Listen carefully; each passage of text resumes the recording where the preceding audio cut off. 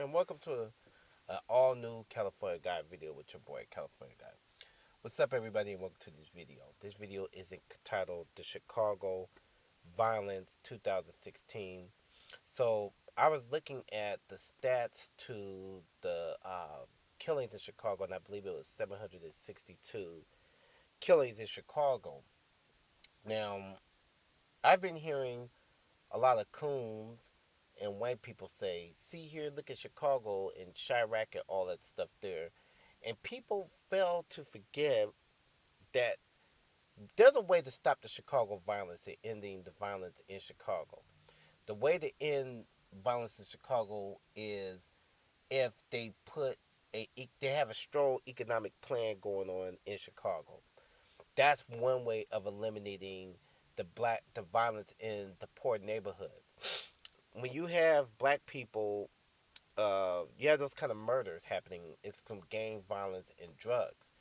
And the reason why a lot of this gang violence and drugs take place is because there's no black on black businesses, there's no black group economics going on in Chicago. So you have a lot of these murders that take place due to the economic stranglehold going on in Chicago. Chicago is one of the biggest cities in America. It's one of the very big city, and you have a big population of African American people. And so Chicago is like, Los Angeles, and it's like Oakland, California, where, in Baltimore, where, and I've watched Oakland go down. Literally, I watched Oakland go down overnight, and it kind of was already going down in the 80s, but, the economic base was going down and under. Businesses were leaving Oakland and factories, and so the drug population started getting stronger because these guys are out there committing crimes due to the economic situations going on in their families. White supremacists, what they do is they place the blame of black on black violence amongst black people's personal responsibility, but they won't address the black on black violence with economics because that's where the crime is coming in at. It's the economics. It's no businesses.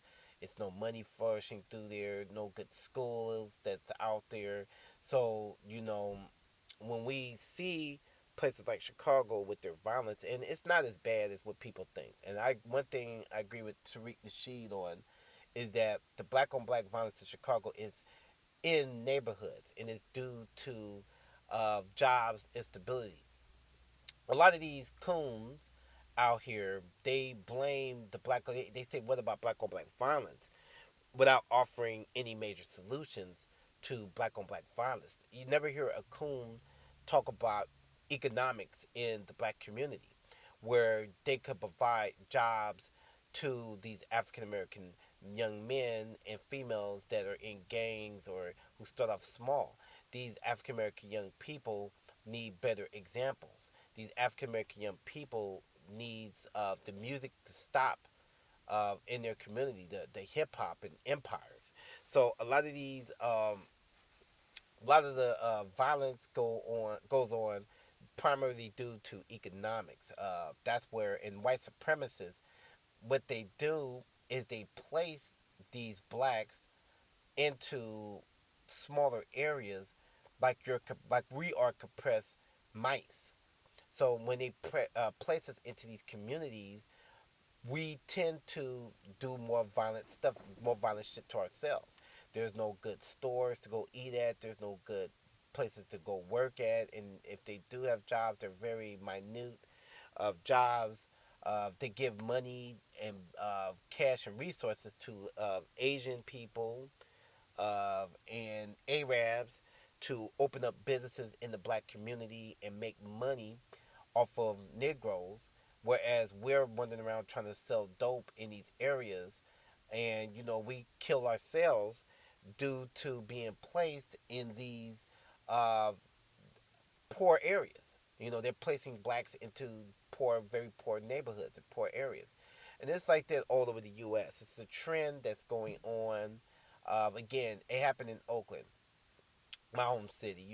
Oakland was a paradise for decades for black people. And as time went on, Oakland got devalued as time went on due to white supremacists gentrifying Oakland, separating black people out into other zones, raising up the rent, and making it economically unstable in these areas. So that's the reason why you have a lot of these killings going on. I'm sorry.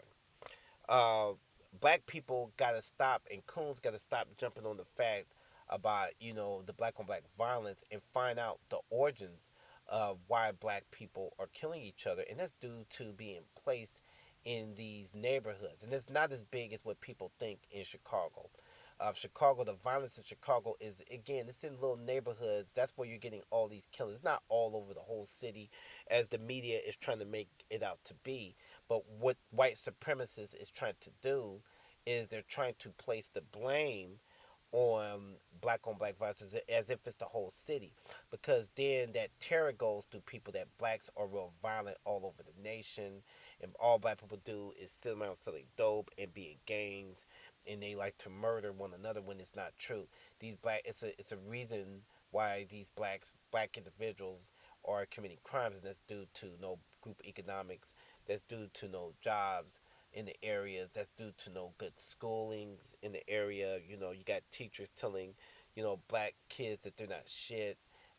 You have all kinds of things. You got single parent households where you got these black men trying to raise themselves in these single parent households, and the mothers can't, they can do so much, or grandma, auntie.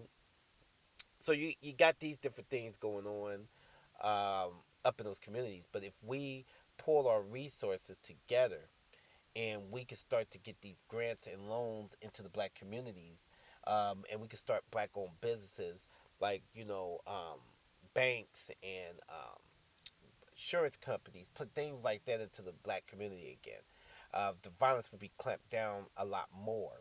So, and we got to get out this mindset of letting white supremacists control our way of thought in these communities.